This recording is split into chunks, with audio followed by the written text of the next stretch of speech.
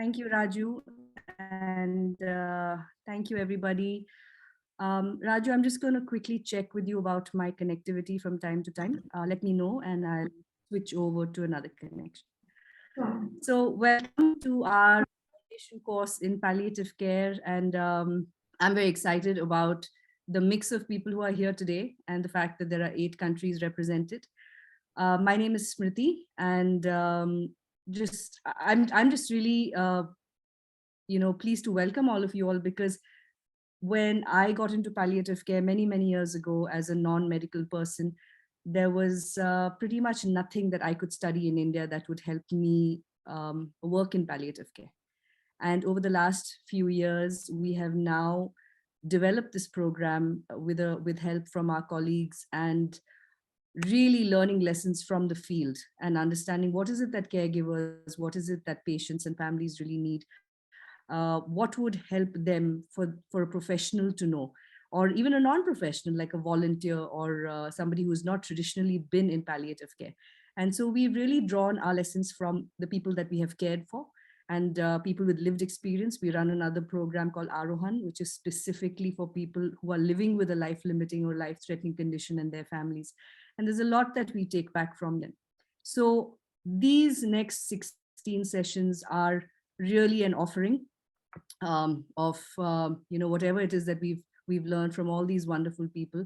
And I hope that at the end of these 16 sessions that you feel more equipped to not just care for the people that are not well in a professional setting, but also for the people around you in other social settings. The terms of engagement, I just want to say here are that please try and keep your cameras on as far as your bandwidth allows. And I know that all of us have gone through this ridiculous, 2.5 year period, just engaging with people digitally and from far away. And while an in-person session is not possible right now, we're doing this virtual program, it really lends to the humanity of this session that we can all see each other. It lends to a sense of safety and a sense of community, which I think are very important. So this is not to trouble you to put your camera on so that we can see that you're paying attention. It's more that we can actually see each other as people and interact with one another, because the feedback that I get may not be from what you're saying, but just from the expression on your faces. We're going to be covering some pretty heavy topics over the next 16 weeks. And it's really important that we're able to take the temperature of the group in terms of your emotional temperature to see where you're at. And if I need to pause and, check in with you every now and then. So let's just start with one quick check-in exercise. I can see that all your names are displayed, which is excellent. From time to time, I might call on you to just interact with me. For those of you who have maybe a device name, make sure that's changed. And I'm just going to ask you all very quickly to do this one exercise with me. In the chat box, can you all just put one word that describes your state at the moment? It can be it can be a physical state, it can be an emotional state. Don't overthink it. One word only. Quickly, just one word. And that'll just, well, I'm glad you're coming in inspired. I hope that we can hold on to that. Okay. I like that. Agile, excited, waiting, relaxed. Okay. I'm just looking at all the really different kinds of words that are okay. I love the fact that somebody's eating also. That's great. So I want you all to, over the course of the next 16 sessions, please just come in as you are, relax, keep your cameras on, even if you're lying down, it doesn't matter. I think we're past that stage of extreme formality. And I'd really like all of you to, from time to time, if you want to ask a question, if you want to reflect on something, if you want to comment on something, do feel free to step in. One little thing I'm going to just request of all of you is, if you have something personal to share, which very often happens in these sessions, especially if you've gone through these experiences, I'm going to request that you keep that sharing for the end of the hour.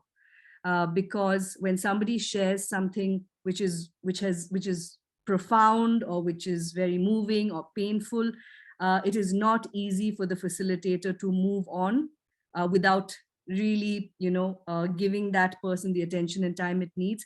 And that might sort of derail the timing we've set for the session itself. So, but we do want to hear your stories. So let's keep that for the end. Yeah. Okay. One last thing I'm going to request of you today is that I'm just coming out of a long COVID thing, so from time to time I might need to stop to just to catch my breath. In which case, when I do, I will take your permission. But I don't want that to end in some awkward silence. Let's use that time to also just reflect on the section that we've just talked about. And I'd love to hear from you about anything that has stayed with you in what we have just discussed. Okay, so without any further ado, I understand the majority of the people here have not actually trained in palliative care, which is very interesting because something has obviously drawn you here. And I'm just curious if you can, some of you, if you're interested in sharing that, please use the chat box and tell us why you decided to sign up for this program. And I'd love to come back and read the chat box and understand the reasons better. Okay. All right. So I'm going to start sharing my screen, Raju. Yes, ma'am. Okay. Oops, I'm sharing all kinds of screens. Sorry about that. It's amazing how you can do this 100 times and still get it wrong. Huh? Okay, sorry, just give me a second. Okay. Here we are. All right. Okay. Can you see it, Raju? Yes, ma'am. Yes, perfect. All right. Okay. So I'm here to introduce you to palliative care. Some of you might have extensive experience. So if some of this is repetitive, then please bear with me and be patient. And if there's something that you think that I'm missing out on, then please also put that in the chat box. I'm going to stop every 10, 15 minutes or so just to see what's in the chat box. And then we'll pick up some of those points if they're relevant to the ongoing discussion. All right. So firstly, before we talk about palliative care, it's really important to talk about healthcare. Because if we don't understand what health is, then really palliative care becomes even more mysterious and difficult to understand. So firstly, very important, WHO defines health as not just the absence of disease or infirmity, but the presence of physical, social, and mental well-being. Okay, I'm going to repeat that. Not just the absence of disease or infirmity, it is physical, social, and mental well-being. Now, let me just stop here and ask you a question. In the current kind of healthcare that you are experiencing across the country or in the world, how much of healthcare is really focused on the presence of well-being rather than just the removal of disease and infirmity? What is the focus of healthcare on?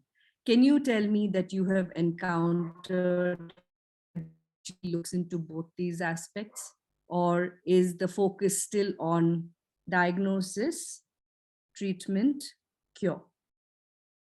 How many times have you encountered healthcare that says, yes, you're disease free, but I also want to know how you're feeling. Are you thriving, not just surviving? So there is a difference between surviving and thriving. And what this definition really tells us is that healthcare doesn't just look at surviving, it should be looking at thriving. But are we doing that as a society? Are we doing that as a community? That's a question for you to reflect on. Okay. And very often the focus is precisely on that. It's on treatment and cure. India's healthcare, unfortunately, ranks amongst the most unsatisfactory in the world. We come in 145th amongst 195 countries. And this is a 2015 analysis. I'm sure it has changed since then, but although I'm pretty sure we haven't climbed up the ranks, and we fall behind our neighbors, our regional neighbors. And there are several. I've put the link to the paper where the study is, and there are several indicators along which we have measured this in order to arrive at this particular index. And all those indicators are mentioned in that paper. So I will be sharing this PowerPoint with you, and you're welcome to look that up when you have the time. Now, here's a statistic. Maybe you're wondering, why do we have a National Crime Records Bureau of India statistic? In 2014, again, we found that 26,426, this is a very precise number, but it's all the reported cases. So these many people in India suffering from various ailments, including cancer, AIDS, and paralysis, chose to end their lives.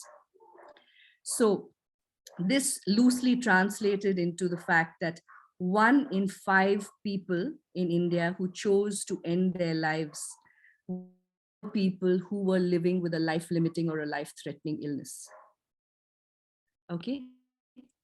And I'm going to stop here for a second and just check in with you. Why do you think that so many people with life-threatening or life-limiting conditions have chosen to end their lives? What could be the reason behind it? Please feel free to use the chat box, or if you want, you can also unmute yourself, put your hand up, and I'd love to hear from you. Okay, Payne. Yeah. Please go ahead. Yes, thank you, madam. Yes, good afternoon, madam, and very good evening to everyone. Actually, I'm a geriatric healthcare from the Ministry of Public Health from South America, from Argentina and Ecuador. And I'm an American citizen. I'm pursuing PhD in geriatric care. So in my experience since last 20 years, I have been working with, the geriatric patients, especially for the, the Alzheimer's dementia. But in India, I have seen, I used to live in United States, but when my father, got bedridden, I had to come back because of I could afford the facilities for giving him a caregiver, but I decided to treat him myself. So because of the lack of, the modern facilities, that especially even in an underdeveloped country, there are even in a South America, the people from the United States, they used to live in Argentina because they have a good treatment standard methodology for the old elder person, because they are receiving, the pensioner system from the government. While if we come across to the India, even in our country have a, the many sources, but still not implemented. Especially, I am right now in a Jamnagar city in a Gujarat. So if we see, there is a program NVDCP for the diabetes, but none of the diabetic person. Gujarat is the first number in India right now for the diabetes, because mostly from the type 1 diabetes patient, from the age 25 to 35, type 1, type 2. And here, this is the programs are not implemented. Even in a, if we talk about the patient, those are bedridden, yeah, even in a, they are living with, low economic standard. If we talk about those patients are not getting, there are, UHC, PHC, CHC, and Ayushman Bharat home health care. There is nothing, madam, here. So it's very difficult for that. That is the reason the, the mostly the, the geriatric patient decide and come across toward the decision for dying themselves. And I've seen many examples and seen many elder people, they committed suicide, because my wife, she's a doctor working in a as a microbiologist. So usually I visit in a medical college in a Jamnagar, so I seen many, people who committed suicide at the age of 75, 71 themselves. Just this morning, I seen 2 lives, that are lost. So I, unfortunately, I am unable to give you the psychosocial reason behind, or social or economic, or any mental condition, or maybe they are not getting a treatment or any special caring service from their background of the family. This could be the reason. But if you go in even in Ecuador, is underdeveloped country, none of person will commit a suicide. They will not talk about euthanasia. So what we have to, we are in our country. It's our country is very large, huge in a area, even in a population. But we need to think and some, strategy through the government. All programs are or even only on a paper, just in a paper. There is no record for diabetic person. Currently, I am running here and there for collecting the data for the diabetic patient. They don't get even for the, so we will not talk about this thing, anything. But from my experience, they don't get the reason I found psychosocial condition from the family. The children will keep their bedridden parents if they have a source of income. But if there is no source, the parents will be divided. either, one child from a second daughter. So we need to find out, the social and their psychosocial reason behind the story. This is from my conclusion, madam. Thank you. Thank you, Gautam. Thank you. That was a Yeah, very please do not take it personally, please. This is just for, formal conversation. So please, I request all of you. So we need to stand behind. We need to get, it's very, I completed even, gerontology, geriatric, everything, so I'm an Indian. So don't think about, we are not making a comparative assessment regarding to United States. Just we are in India right now. Thank you. Gautam, thank you, Gautam. That's a very rich tapestry you've painted for us. Now, this is, and thank you actually for flagging that. I will also make it a point to just mention to the group that I'd like everybody to feel free to discuss their perspectives here. These are perspectives that emerge from our individual experiences. Not all of us have the same experiences. Not all of us have had the same quality of care, support, education, whatever it might be. So whatever is shared here, I will ask you all to please receive with the generosity of spirit rather than judgment. We're all here to learn from one another. Thank you, Gautam, for that. And I think what I'm drawing from you is that I think people in the chat box have also quite clearly touched upon. People have talked about everything from pain to lack of social support to depression to a sense of dignity, autonomy, so many things.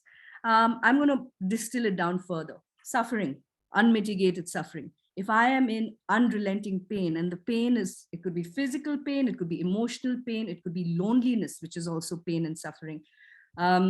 It could be all of those things, unmitigated suffering. The other is having a sense of being a burden on the family, because we're going to talk about that in a minute.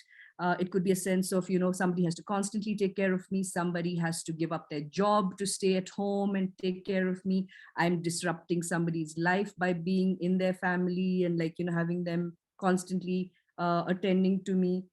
For a very important thing that somebody talked about was dignity.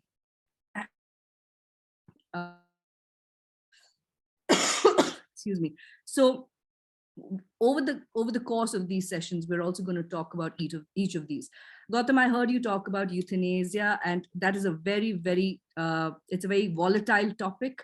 We are going to dedicate a whole session talking about end-of-life care, where one of the leading experts in end-of-life care, Dr. Roop Gursahani, is going to be taking that session, where we will also talk about euthanasia, futility, withdrawal of life support and stuff. So we will talk about that separately.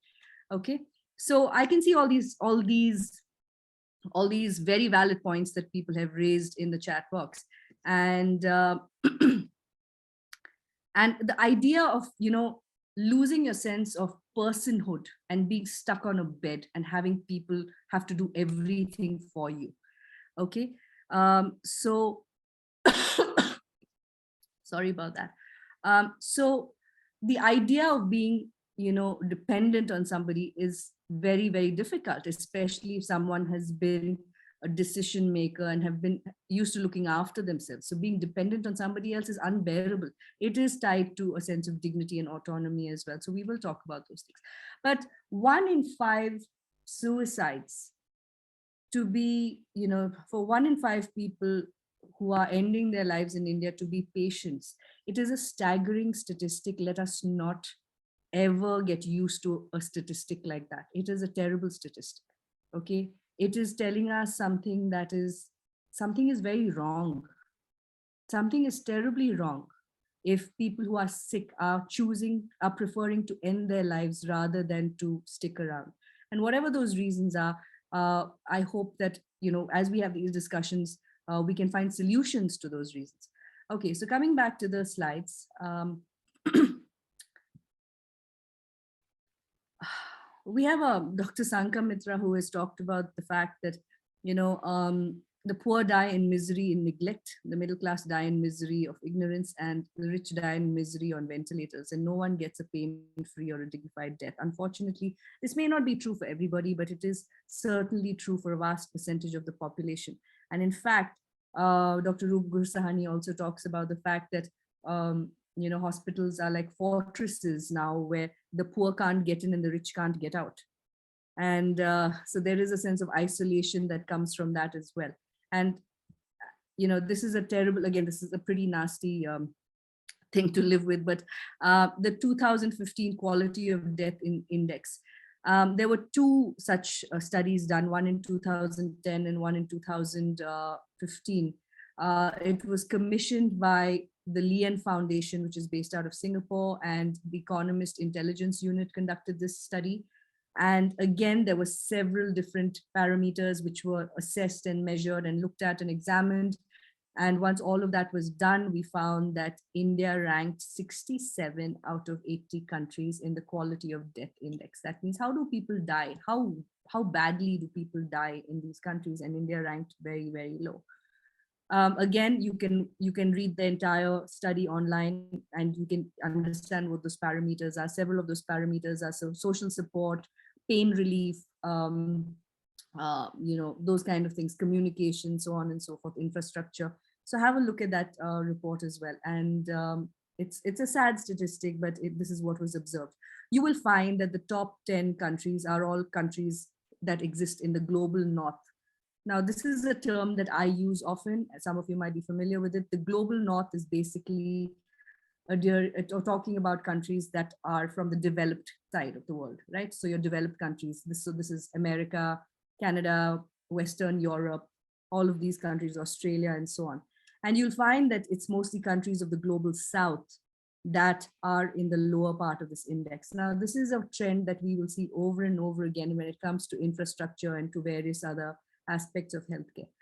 Okay, now, in 2017, there was a study that was done and then published in the Lancet, and it tells us that catastrophic out-of-pocket healthcare expenditure pushes 55 million Indians below the poverty line every year. 55 million Indians are impoverished every year because of healthcare, because of healthcare costs. I'm going to stop here for a second. Out of this 55 million, approximately 38 million Indians are pushed below the poverty line because of the cost of medicine. Okay. What does this tell you about this system? A system that is designed and exists to alleviate suffering is actually inflicting further suffering. Now, this makes sense. If you go back to that statistic of 1 in 5 people choosing to end their lives, there is impoverishment that their disease is bringing about to the family. And we find this over and over again. When one person in the family falls sick, the disease does not impact just that one person. So there is the disease, which is the physical diagnosis. So cancer is a disease. The illness is the suffering that comes because of the cancer. Yeah, the illness is everything. So we now have a phrase that was coined by the Lancet Commission on Pain Relief and Palliative Care, and the International Association for Hospice and Palliative Care has adopted this as the definition. So palliative care is not just terminal care of end of life care or terminal care or whatever else. It is the alleviation of all serious health-related suffering. We call it SHS, serious health-related suffering. Now, I want you to reflect on this for a minute. When somebody falls sick and is diagnosed with a disease, what are the different ways in which serious suffering is experienced by the family? There is, of course, the disease, the discomfort of the disease. There is the pain. There might be no pain. There might be lack of energy. There might be various physical symptoms, right? Then there is the physical experience brought about by the medication, the side effects of the medication. Then there is, what else? The mental torment. Yeah. There is psychological distress, the anxiety, the depression, the panic. There's, right? And then, of course, what happens when treatment cost is so high? How many of you have come across families that have had to sell off things in order to pay for treatment? How many of you have encountered families where children have had to stop their education because the tuition fee is then used for treatment? How many of you have encountered families where a person has to give up a job in order to stay at home to look after somebody who's sick? So there is one less salary in the house, which further adds to the financial distress. All of that would not have happened had this person not been diagnosed with this disease, right? Or had not had this illness. So serious health related suffering is everything. It is particularly important in countries like India and in the global South countries. Some of you here who are from the 7 other countries that is present today, that are present today, some of you are from global South countries. And these harsh realities of serious health related suffering impact these countries much more than they impact people in the West, because in countries like ours, we do not have a system that adequately and in time takes care of the disease. Very often it's too late, or the disease has advanced. We do not have verticals of care that look after specific disease trajectories as we do in the West. In India, if you have a disability, is there a vertical that is specifically looking after you? Yes, if you're lucky and you know the right physiotherapist and this and that. But for the vast majority of people living with disabilities, they do not fall under any of those categories. Okay. So there's a lot of difference in the way healthcare is experienced and received and provided in the West, in the global North, and in the global South.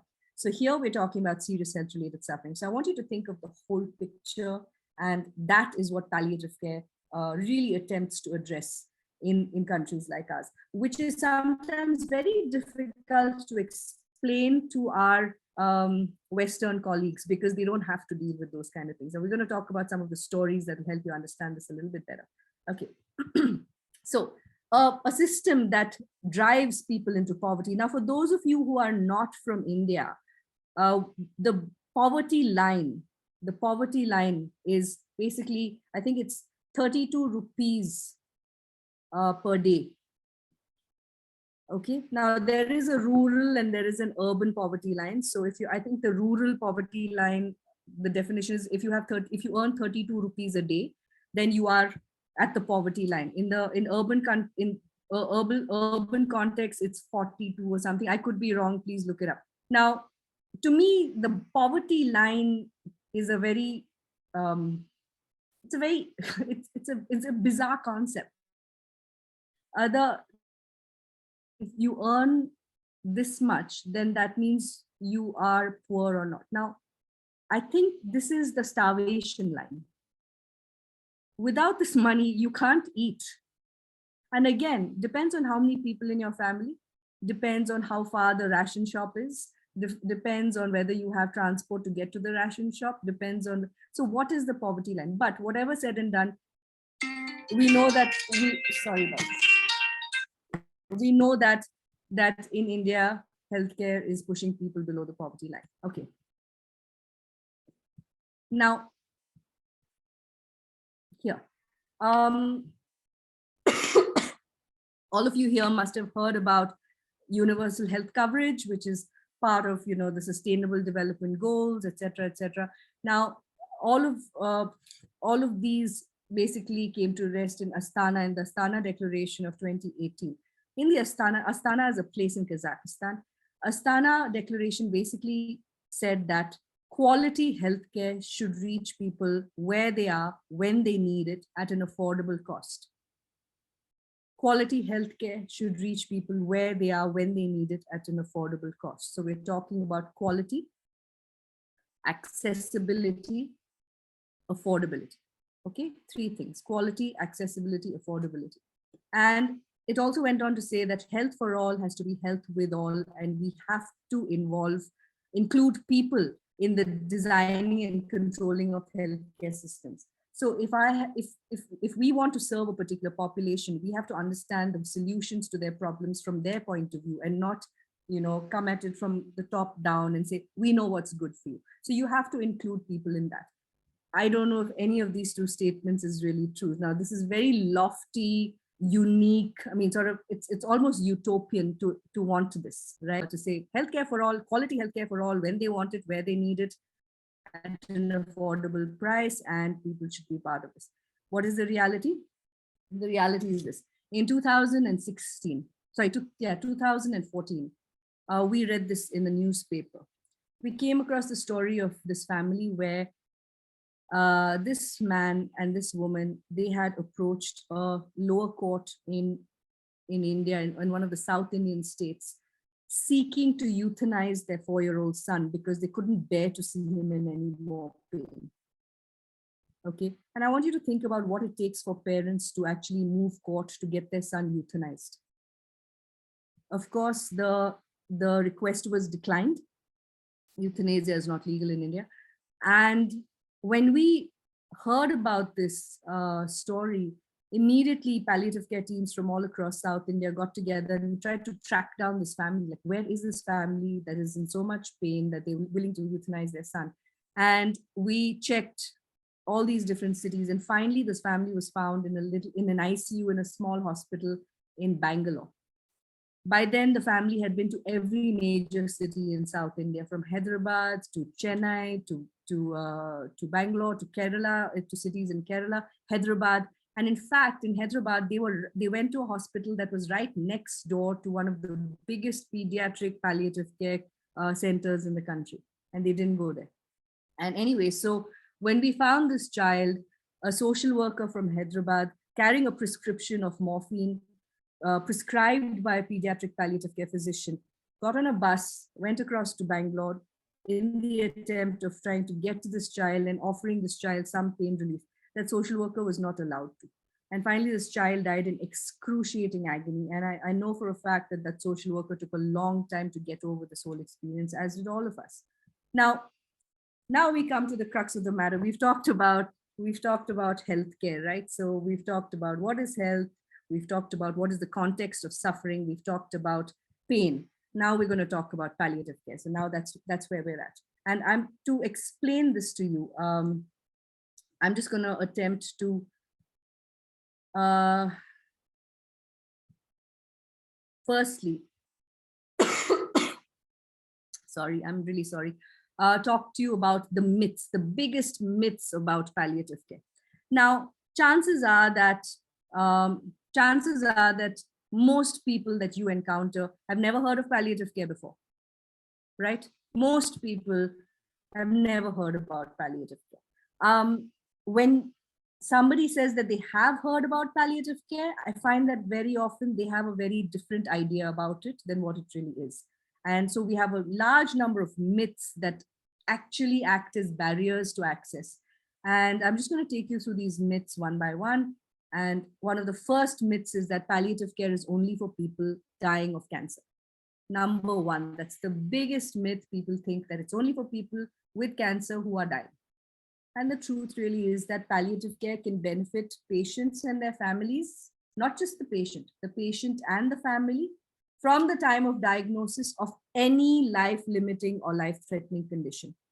So it's best if palliative care is offered right at the start. Okay, so that doesn't happen. And so it's for everybody. It can be at any time, and it's the whole family benefits from it. The second big myth that we have to encounter is that palliative care means giving up and that there is no more hope. A lot of people will say, I'm not ready for palliative care because that means there's no more cure. That's not true. And in the context of palliative care, when we talk about hope, the only time that we encourage people to not go for interventions is when the intervention itself is futile. If somebody has 4th stage, 4th grade lung cancer, is debilitated, is 80 years old and is being recommended to go to the ICU, we're likely going to say no, because it's futile.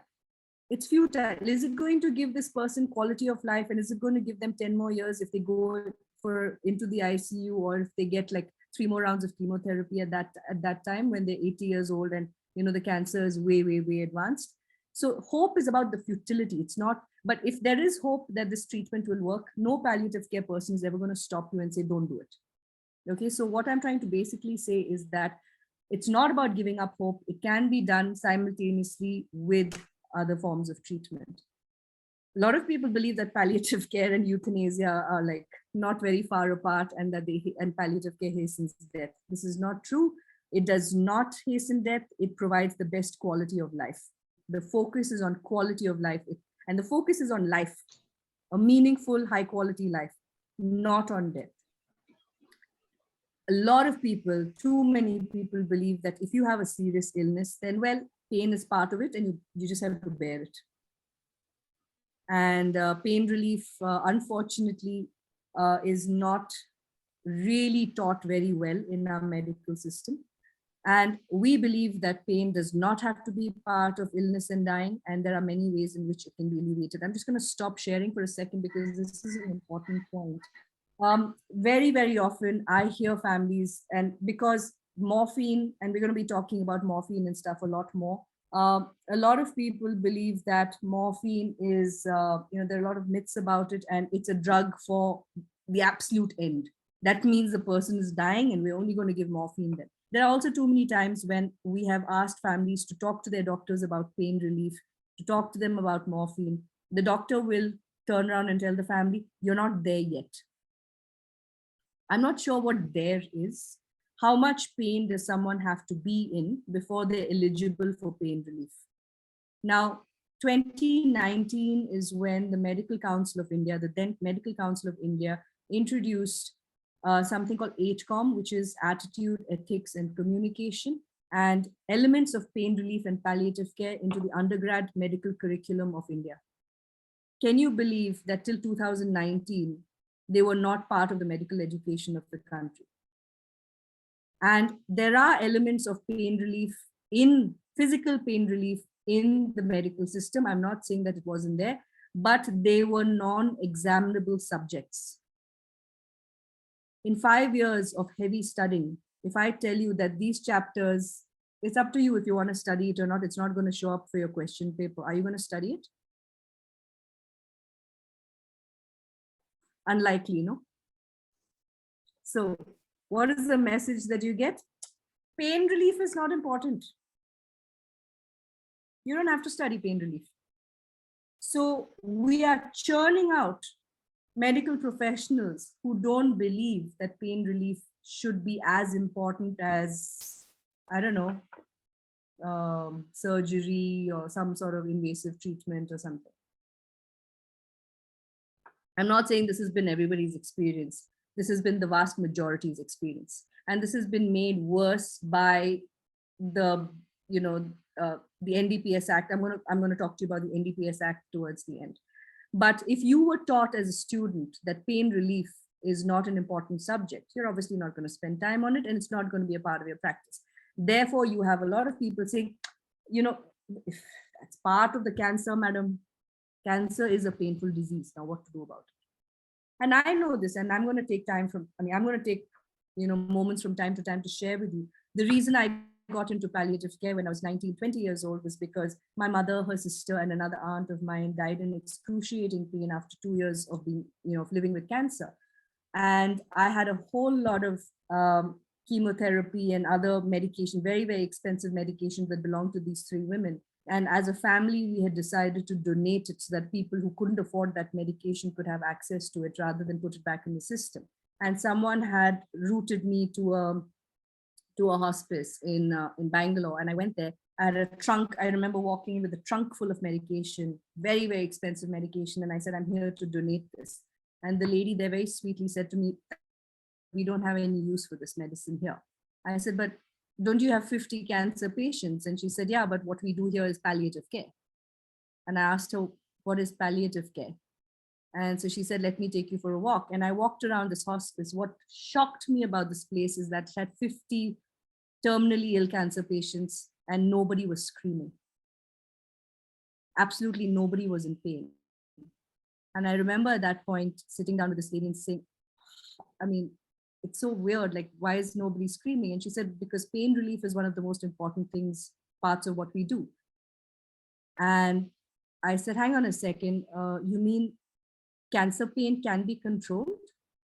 And she said, yeah, you just said you didn't hear anyone screaming, right?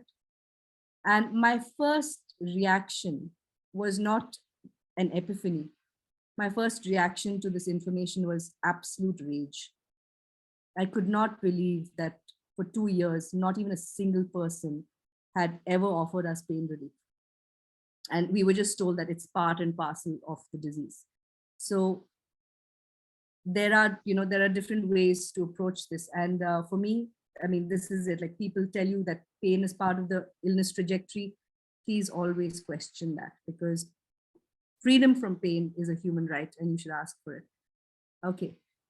So morphine is administered to hasten death? Absolutely not. Morphine is the gold standard for pain relief in a vast majority of different kinds of pain. There are, of course, certain kinds of pain that cannot be alleviated by morphine, but that is quite a small percentage.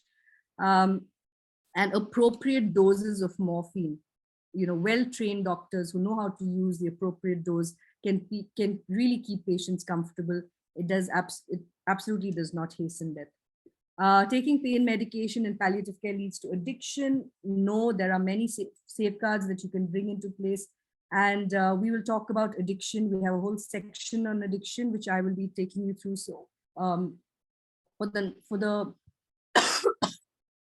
sorry, for the moment, all I'm going to tell you is that appropriate doses of morphine used with proper training and understanding does not lead to addiction. Okay. So what does palliative care look like? This is the trajectory. Second.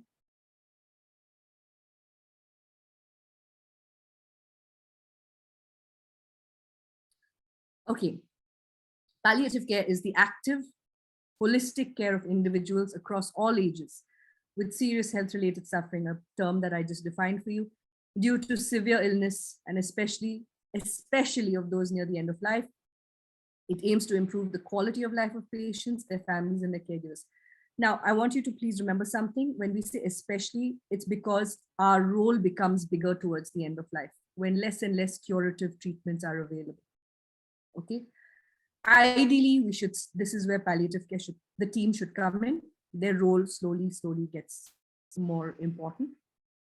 And the other thing I want to also say is, one of the reasons it's associated with end of life care so much is because people are sent to palliative care as a last resort when the doctors can't do anything more.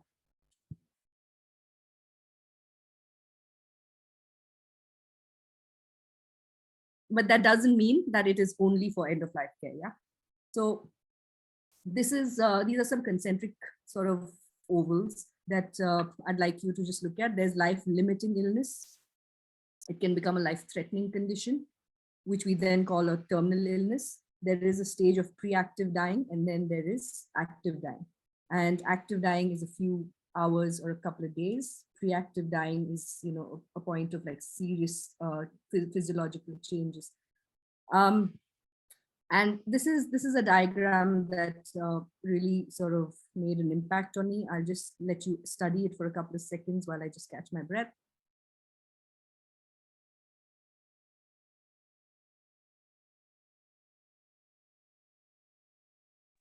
So you can have an illness, and the illness could be anything. It could be a chronic illness. It could be a serious illness that you've been living with for a while. We have a lot of patients in Pallium who we take care of who had an accident, and because of which they've had a spinal cord trauma. Spinal cord trauma does not mean a terminal disease, right? Spinal cord trauma is just that. Now, depending on the kind of care that the person receives, their quality of life and their actual illness trajectory can deteriorate very badly, or it can be kept steady and it can show signs of improvement. So there could be various conditions, life-limiting, life-threatening. So at that point, you're doing symptom control, you're maximizing quality of life. You could be going for treatments for cancer. You could be having surgery. We're looking at maximizing community support, so on and so forth. As the illness becomes more advanced, That's where the condition becomes non-curative. There could be weeks or months to live. We continue with symptom management. We start bringing in spiritual aspects of care, which I'll talk to you about in a minute. And psychosocial and medical support keeps continuing. And towards the terminal stage of this disease, this is what the focus really is on, right? It's really on the individual's support to the family, very, very impeccable symptom control, because this is where symptom control becomes very essential, not just for the patient, but also for the family, because if the patient suffers, then the family has to live with that memory for a very long time. So this is pretty much what the map of it looks like. Now, in palliative care, we have this idea of total pain. And what is the idea of total pain? Now, we say that when a patient reports their subjective pain on the pain scale is 1 to 10. 10 is highest amount of pain, excruciating, unbearable pain, the kind of pain that drives me to ask for euthanasia, and 0 is no pain. When you ask people to score their pain, it's important to remember that physical pain that is reported by the patient is compounded by their current life circumstances. Now let's do a little thought experiment here to understand what that means, okay? So if you can just like put your pens down and stuff. Now I want you to think about, you know, you've all experienced a headache, right? You all know what a headache is like, okay? Now I want you to think about a time when you have a headache and it's pretty bad. I mean, it's not debilitating, but it's pretty bad. It's bad enough for your eyes to hurt, and it's interfering with your thought process as you try to solve a problem or you're doing a task. The headache is making itself more and more present. So that's that kind of a headache.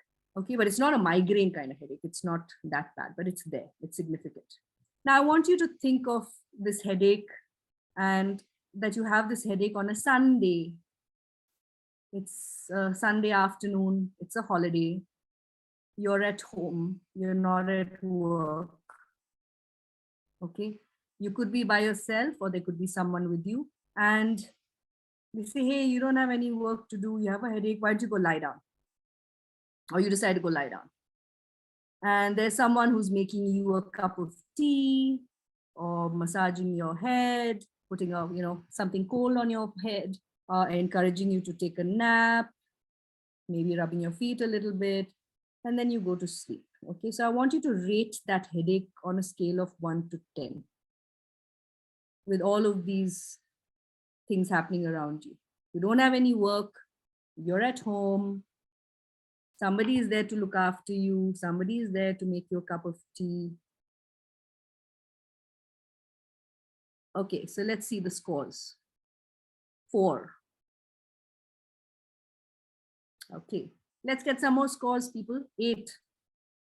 Okay, Abhishek. 5, 3, okay.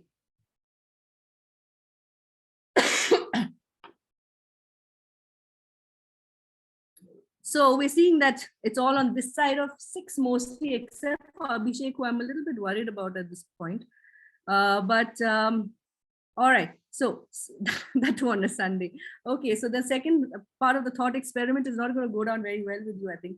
Now I want you to imagine the same headache. It's a Monday morning. You are behind on 3 deadlines. You're leaving your house to go to work. As you set out, you realize your car has a flat tire, or you're stuck in traffic. Just as you leave your house, you have a big fight with your spouse or your parent, your child is throwing a tantrum. And as you're on your way to work, you're getting a call from your boss saying, listen, where are you? You're late. We're already late. Have you sent in this assignment? You haven't. I can see that. Okay, so same headache. Let's score it 10 on 10. Abhishek, I don't even want to know what your headache score is right now. Okay. All right, fine. Right. So this is total pain. This is the idea of your life circumstances impacting your experience of pain. What I made you do just now is a very mild thought experiment. A headache is a very simple thing, right?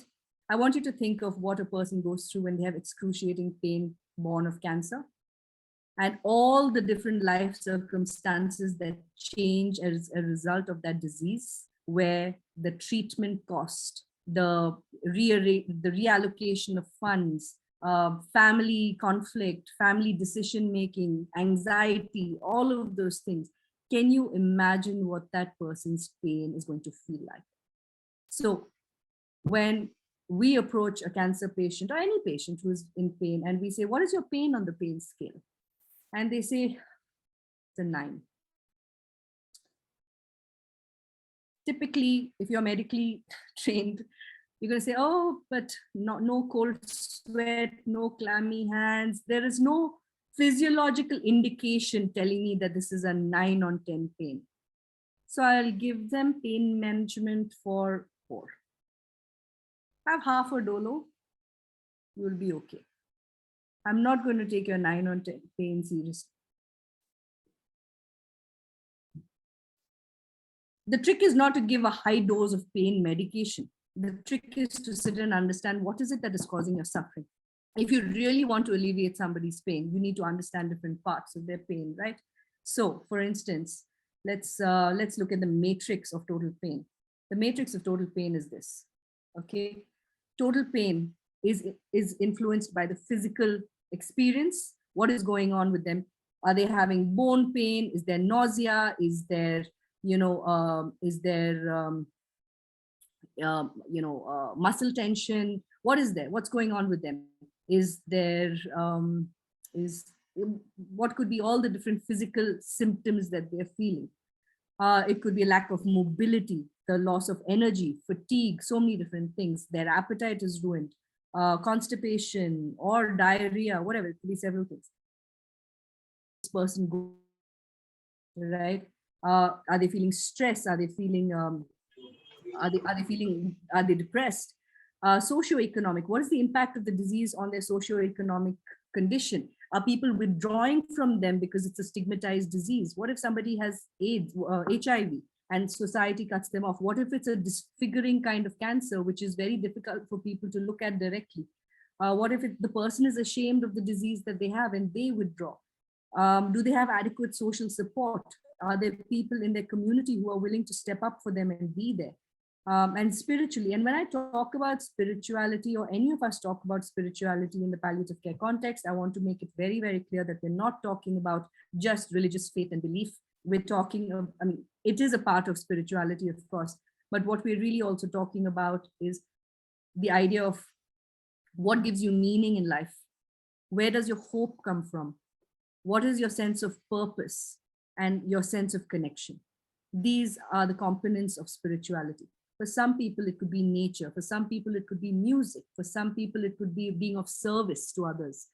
Some people, it could be just being able to, be autonomous and have your sense of dignity. All of those things are also spiritual pursuits. For some people, it's art. But does the disease take that away from you? Does the disease stop you from engaging in these activities that make you who you are? Has it taken away your sense of meaning? Now, also in a religious context, sometimes people have their faith shaken. I have done everything to be a good person. Why do I have this horrible disease? Do I even believe in God anymore? So somebody's spiritual faith can be completely shaken by a disease. And if that has happened, if that sense of meaning and purpose and hopelessness is affected, then their sense of suffering is that much more complex and that much more compounded. So when you are there to assess somebody's pain with the idea of alleviating it in palliative care, look beyond the physical pain. Look at what the disease has caused the rest of their life to look like. And that's where you will start getting a sense of what their total pain is. And always look for total pain. Okay.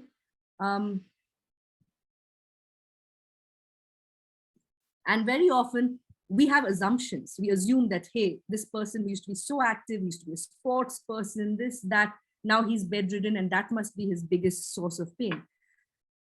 Be humble in asking this question without assumption, because sometimes you will ask them a simple question like, what is really hurting you right now? Where is your pain coming from? And you have to be very patient with them, because not everybody's going to immediately answer you like that. Not everyone's going to have the answers on their fingertips. If you're patient, you will find people opening up to you and saying, it could be something simple, like it could be something very different, like my children can't be educated anymore. I don't know what my family is going to eat tomorrow. Those might be the things that are really, really troubling this person, and not their actual physical condition. So ask the question, what is your greatest concern right now? That's the question you need to ask to understand somebody's total pain. What is bothering you? What is your greatest concern right now? And you will find that people will shock you and surprise you with their answers. But it's in their answers that they're going to give you a key. And that is the key you're going to try on different doors to try and help them find the solution to their total pain. If that person's biggest concern is their child's education, what are we going to do to help this family? That will then bring his total pain down. Yeah. Excuse me. So total pain. And very quickly, I also, I'm not going to get into this in great detail, but the doctors amongst us must be very familiar with this. We follow the same ethical framework of palliative care in the Indian context as we do as medical ethics globally, which is autonomy, beneficence, non-malfeasance, and justice. And autonomy, is there anybody here who would like to just go through these 4 medical ethics with us? Autonomy, beneficence, non-malfeasance, and justice. Okay. Now, autonomy is a person's ability to really, take decisions for themselves, and to have that, self-determination to choose what is best for them. Okay.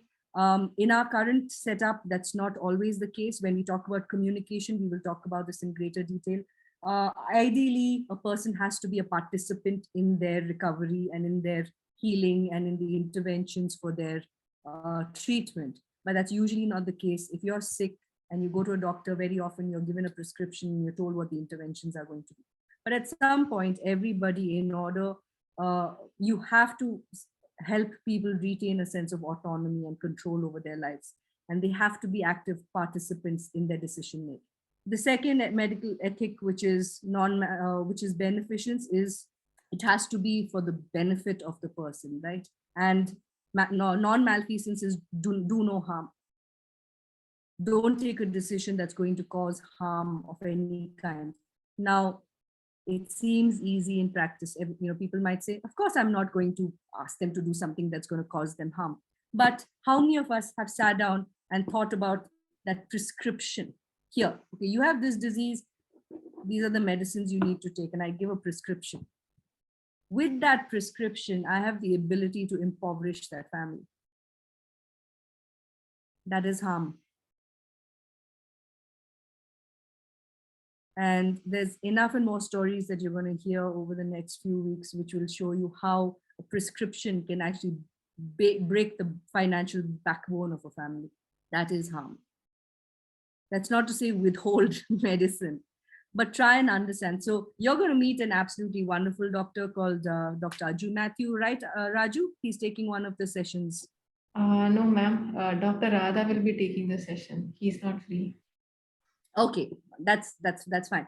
But Dr. Aju Matthew is somebody who talks about what we call a wallet biopsy. Do you all know what a biopsy is?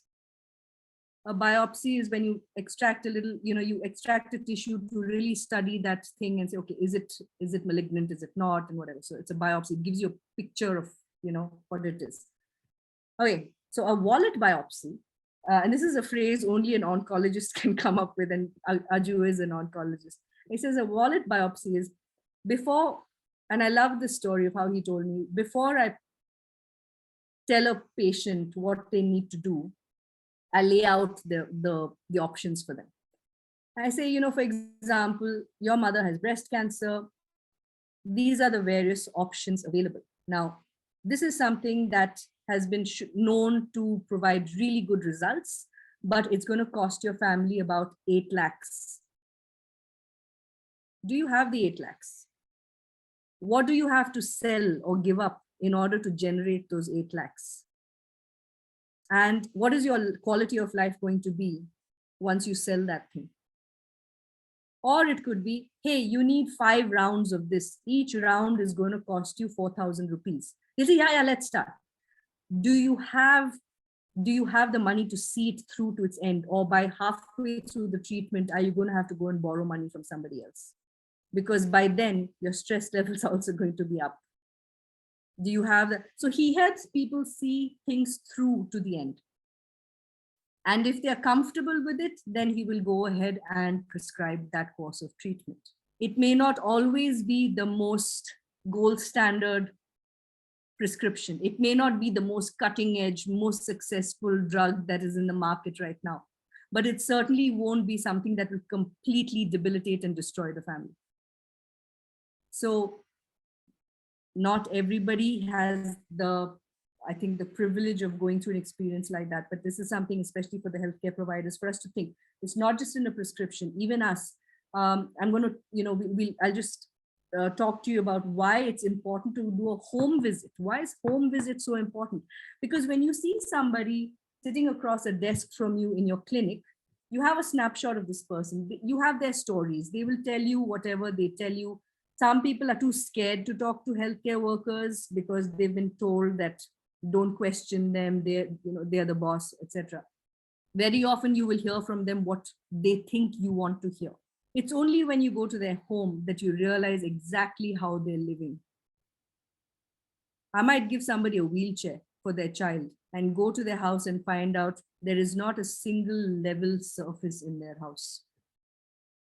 And I think my Palliative India teammates will also, support me when I say that so many times we've gone to somebody's house on a home visit and we found the wheelchair outside and they use it to dry their clothes on it because the terrain does not allow them to use the wheelchair, but someone has sponsored a wheelchair and given it to them and said, this is the best thing for you right now. How about making that home a little bit more accessible, right? So do no harm. Sorry, I'm veering off topic a little bit. Do no harm. Be very careful about what it is you're prescribing, what intervention you're getting that person started on, and make sure that intervention does no harm. And the idea of justice. So I'm going to stop for a second. Is it possible to visit every patient at home? I think we know the answer to that. No, it's not possible. But in the absence of being able to visit everybody at home, what we can do is do what Dr. Arju Matthew does. Can you afford this? For how long can you afford it? What are you going to have to give up who in your family is going to have to give up what in order to make this treatment possible for your mother? Those questions we can ask, right? So while we don't visit somebody at home, we can ask them the right sensitive questions to see if what we are asking them to do is actually going to cause them harm in the long run. What is the point of giving them something where the child has to drop out of school for them to be able to afford this treatment? Is it worth it for the next generation? Right? So we can always have those conversations. And I literally had this conversation, or I brought up these questions in under 5 minutes, right? So if you actually ask these questions, make the time for it, maybe 20, 30 minutes, you will have a much more clear picture of what it is that they need and what they can afford and what might actually cause them harm. And the final medical ethic is, of course, justice. It's the fair distribution of resources amongst people who need it, not always possible, but it is the idea of equity. The idea of equity. Okay, so we have equality and equity are two very, very different things. Equity is fair allocation of funds and resources amongst those that need it. That doesn't, we have to be very careful about how these resources are being given out. And is everybody not everybody can afford the top doctor, right? But at least are they getting good care? And these are some of the medical ethics. I'm not going to go into it in much more detail because I think there's another section that's going to cover it.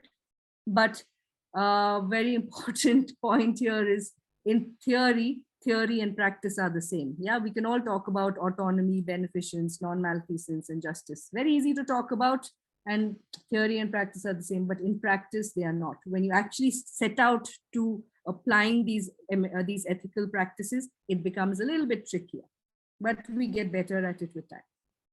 Okay, I'm going to play one small video for you. This is again, Raju, I'm going to ask you to please guide me on whether I'm doing it correctly.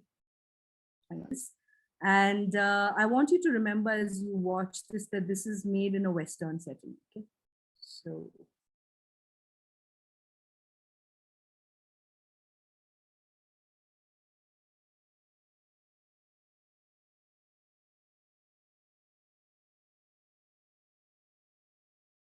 Okay, sorry, sorry about all the technical ups and downs, but I hope you all got the gist of that. So that pretty much summarizes what I've been trying to talk about. But then, like I said, that has come to you from a very Western perspective. I'm just going to very quickly try and wrap up now through some more sections, and then we'll hopefully have some time for discussion. Okay, so we've talked about what is palliative care, and let's talk about why palliative care. So typically, like I said, hospitals are like fortresses, very difficult for the poor to get in, very difficult for the rich to get out. But oftentimes it depends on so many things. You know, there are so many determinants to healthcare seeking behavior. How far is it? What is the cost? The gender of this person, that makes a big difference. And we will talk about gender issues in healthcare and palliative care also in the course of these sessions. And so usually there is this distance between the healthcare system and the person who seeks healthcare. Now, the Kerala palliative care model has been celebrated globally as one of the most successful community-based palliative care models in the world. And here, what we have really done is we have leveraged social capital. What do I mean by social capital? This is exactly going back to what Astana talked about. You know, healthcare should include the people that it was designed for. And that is exactly what we have done with our model here, that service people who are the care recipients as well. Now, how do we do this? Very quickly, I'm going to take you through some photographs. We have a system. How does the community engagement model work? So in Trivandrum, we have the Trivandrum Institute of Palliative Sciences, which is Pallium India's clinical flagship program. And it serves to demonstrate. So we have a demonstrate, educate, advocate model. Trivandrum Institute of Palliative Sciences is where the training as well as the clinical delivery services happen. On an average, we see about 4,000 families a year. And I don't say people, 4,000 families, because every family is a unit of care. I cannot take care of only the index patient. I have to look at everyone in the family to understand total pain. How do we reach so many people? We include the community in this. Now, our team members cannot get to every single person everywhere who needs palliative care. So the hands and the eyes and ears and hands really are the people in the community already. So we invite people from different communities to come and train with us. They train with us to become volunteers. And what do they learn? They learn how to identify when somebody would benefit from palliative care, and they let us know about it. We have a feedback system. So in every one of these links, we call them link centers, which could basically be part of a particular panchayat or whatever. We identify a particular link center. A link center is any public space that belongs to that village. It could be a library, it could be a primary school, it could be even somebody's like a community center in that village. And there is a register there. The people who have volunteered to train with us, who now understand how to identify people with palliative care needs, in their neighborhood, they know, hey, this person's aunt recently had a fall, and ever since then she's been bedbound. Maybe she would benefit from palliative care. So they're going to come back and they're going to enter the name of this person in this register. Okay. We have home care teams that go out in 9 different directions every day. We don't cover all the different areas in one day, but we certainly try to do that over the course of the week. Now, what happens at these link centers? Firstly, the link center itself becomes a place where people come and see us. What you're seeing here is the primary school in a village. This, you can see the benches and the blackboard and all of those things. Now, this is where the nurse and the doctor and the home and the palliative care assistant and all, they go. People who are able to come here to collect their medication and get examined, they do it. Now, there's a vast majority of people with advanced conditions that cannot leave their home, in which case somebody in the village would have come and said, hey, there's this person who lives at this address. Can you go and see them in their home? And then the team goes there. Very often, these are places that are not motorable. These are not accessible by a vehicle. So we have the entire multidisciplinary team that will walk over different kinds of terrain to reach these people where they are. That's the other Astana Declaration tenet, remember? Quality healthcare where they are, when they need it. This is pretty much that. And we go and see people in their homes, different kinds of homes. We have a city home visit team, which sees some fairly affluent people in their homes. But we also have teams that go into areas where you largely have fisherfolk community or very, very impoverished communities. And we go and see where they live and how they live and what they need. Now, this is a story that I want to tell you. This is where the magic of this comes in, is that several years ago, this young man, he met with an accident. And he sustained several different injuries, which left him bedridden and with several deficits. And he was told by the hospital, come for physiotherapy every week to the hospital, you'll be fine. You'll get better. Excuse me. Now, did that happen? Why? He didn't have a father. The lady behind him, who you can barely see here, she's the mother. You can see that he's a fairly big built guy. Yeah.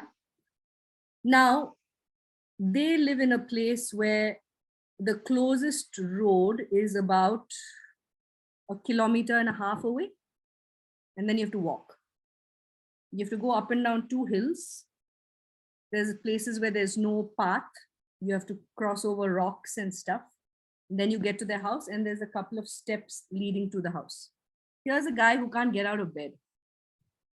He's got one parent. She has to take him to the hospital every week for physiotherapy. She works in a factory. She's the only earning member. For her to take him to the hospital, she has to take time off work. She needs 4 men, grown men from the village, to take time off work, to come to her house with a khatia or some sort of stretcher, put her son on it, carry him 1.5 kilometers to the road. There's no bus stop. She then has to get an auto, put him in that auto, take him to the hospital, which is fairly far away, come back, and in all of that, use up 2 weeks worth of wages. She's not going to take him to the hospital. She can't. There's no 4 people in the village who are going to take time off work to come and help her move him. And when she comes back from the hospital, move him back to the house. So this boy sat at home and he got worse and worse and worse. And then he was registered for home care with us. Now, the home care team visits him fairly regularly. He gets physiotherapy.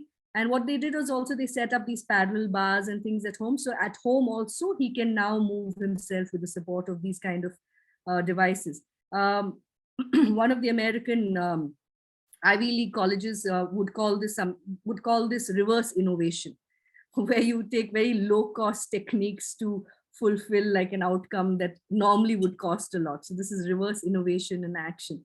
And I'm very pleased to tell you that after 3 years of care in our home care services, this boy is now able to move. His cognitive deficits have also decreased. He's much better. He's engaged, and vast improvement. This is what, and this is also palliative care. It's not terminal cancer. It's not pain relief specifically. Okay, it's improvement of quality of life. Okay.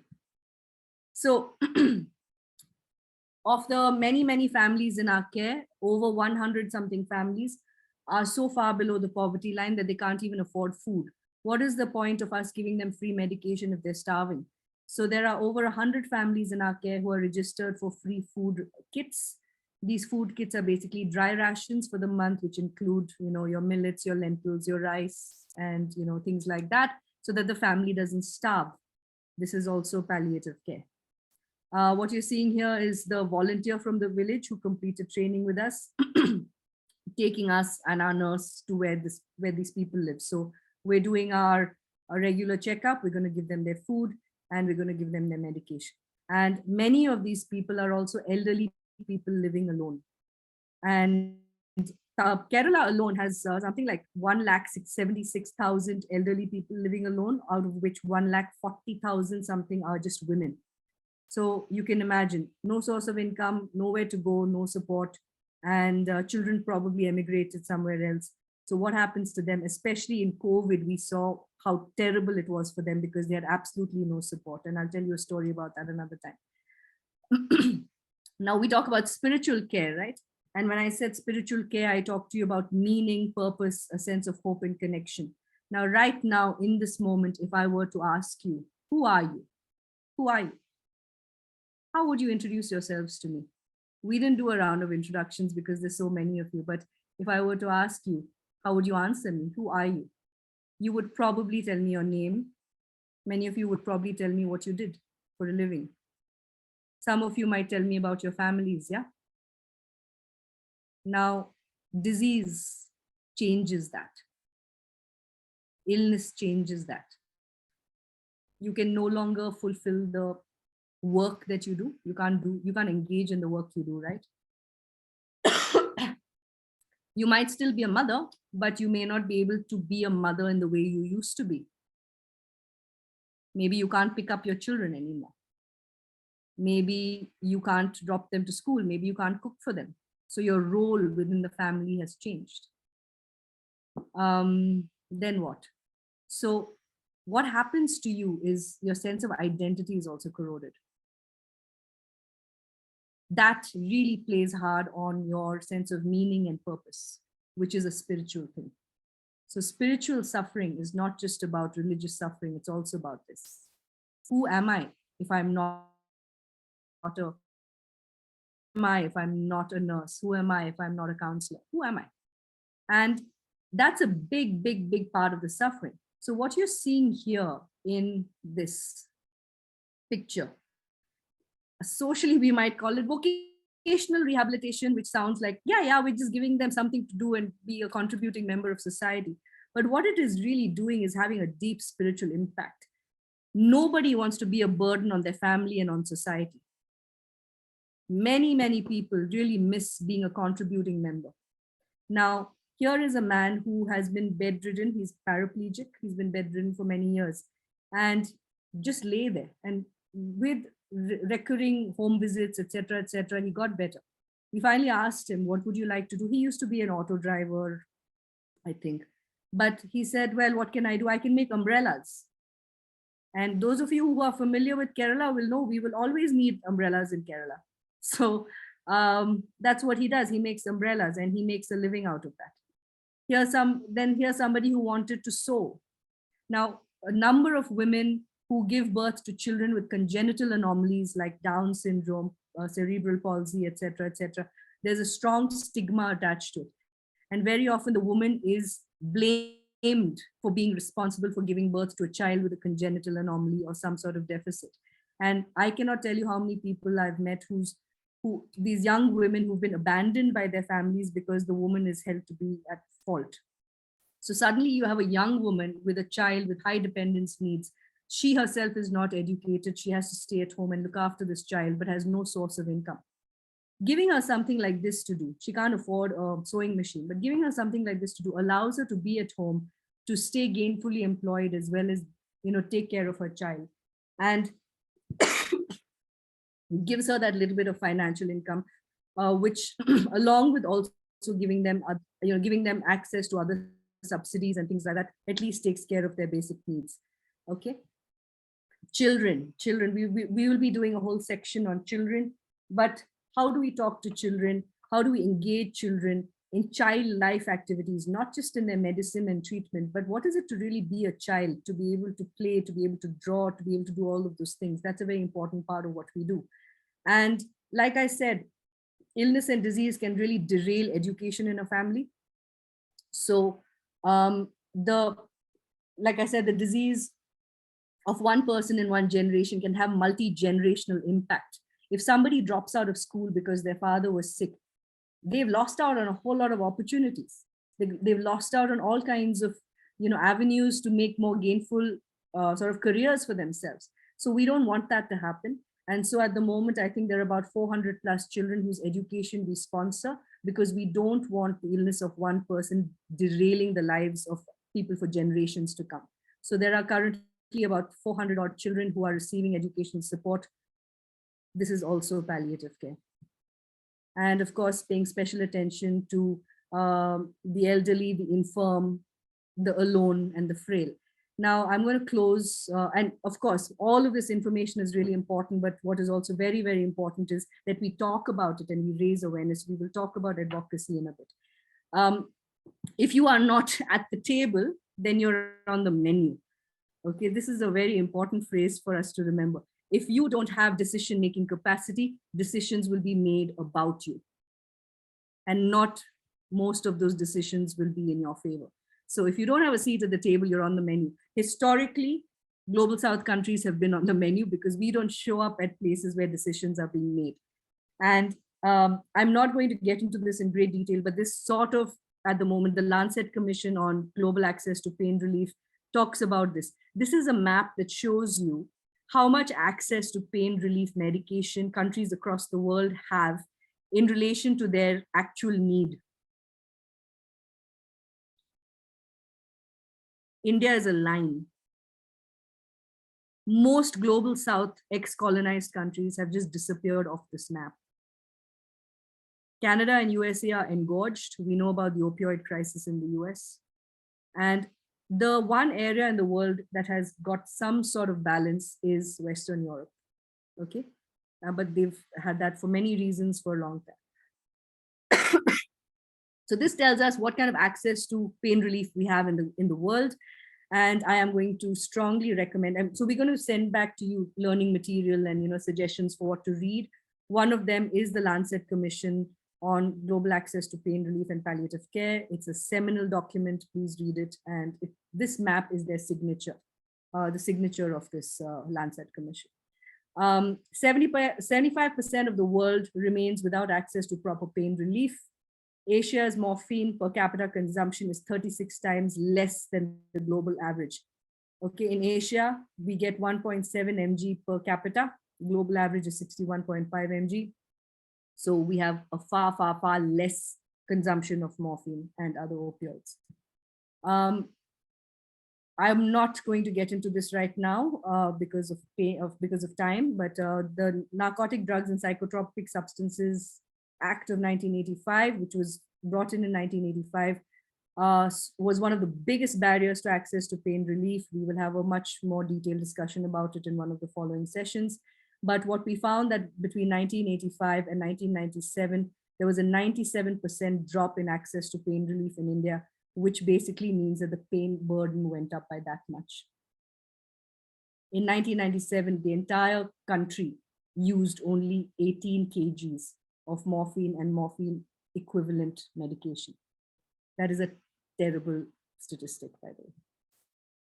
The principle of balance, according to the international treaties, tells us that we have a dual responsibility. We have to prevent the abuse of opioids. At the same time, we have to make sure that people who are in pain have access to opioids. This is an ongoing struggle globally. We are part of that struggle, and I will talk to you about that in more detail. And what we really need is this kind of balance where we can't constantly punish people for misuse and diversion without making sure that people who actually need it don't have it. Right now, we only hear about the North American opioid crisis. Do we hear about the other crises in the rest of the world where we don't have access to pain relief, where 1 in 5 people are killing themselves because they don't have access to pain relief? So these are important questions that we need to think about. And finally, this is a slide that we show quite often. This was a gentleman who we found in this position. He'd been in this position for 3 weeks. He had cancer. He was in such pain that he couldn't even sit up. Less than 5 cents worth of medication, 3 rupees worth of morphine tablets, oral morphine tablets. And this is what happened. He sat up and had his first cup of tea in 3 weeks. So this is what pain relief can look like. And we might talk about equality, equity, and justice, but I'm going to skip over the slide right now. What we need to remember is that a good health system delivers quality services to all people when and where they need them. That is what Astana talked about. And I'm just going to very briefly elaborate on one of the things I talked about when we spoke of autonomy and the ability for people to be participating in their own care. You have just pure medical decision making where the doctor tells you what to do. Okay, you go to a doctor. This is the disease. This is the diagnosis. This is what you. This is what you need to do, and this is what the treatment is. You have a slightly more paternalistic view where the information is given and recommendations are made based on what that person's particular experience is. Okay, so these are the various options, but this is the one that I recommend because this is the experience that I have. This will vary from doctor to doctor. What we're really aiming for is shared decision making where you get the information, the recommendation, but decisions are finally made based on your own values and preferences as the care recipient. And I, as a healthcare provider, have to respect it, even if it means it's a little bit different from what I would have actually wanted you to do. So this is what we're aiming for. Yeah. And I'm going to let's not get into this. Finally, before I close and we have 5 minutes for discussion, I'm going to share one last video with you. And this is a video that is different from the other one because this is a video I feel that speaks more to people from global South countries like us. So you saw the whole palliative care is a bridge video. I'd like you to watch this video. It was made by the African Palliative Care Association. It remains one of my favorite videos of all time. And let me just set it up for you. Okay, so that pretty much summarizes palliative care. I'm not sure if we have ticked all the boxes for our first session. I just want to make one last point before I throw the floor open for a few minutes of discussion. And that is to say that it's very easy to focus on the negative and to focus on, things like what is not being done, where we are on the index, what is wrong with the healthcare system. But the fact that there are 50 people in this room today who are willing to have this conversation, and so many doctors who I'm very I have the greatest respect for, because I've been on the receiving end of healthcare, both good and bad, and it's important for us to not generalize what some bad experiences might have made us feel to a larger system. And at the same time, I think to always remember that palliative care is a very vast field. 20 years into it, and I'm still learning. The definition is evolving. So I'd really invite you all to use the next 15 sessions, not so much as a classroom, but as an interactive forum where we can learn from one another's stories, and to bring these stories to the table. So there will be sessions where we will invite you all to bring a case study. Please, there's a template to it which will be shared with you. Give it some thought. Think of stories and patients that you're seeing that have been challenging in different ways and so on. So the idea is not for us to tell you how to resolve it, but for us as a group to really think about it together, and in what way can we bring the most compassionate care and alleviate total pain in the best way. So I'm going to invite any sort of comments, reflections, questions that any of you might have. We don't have a lot of time, but I'd really like to hear from you now.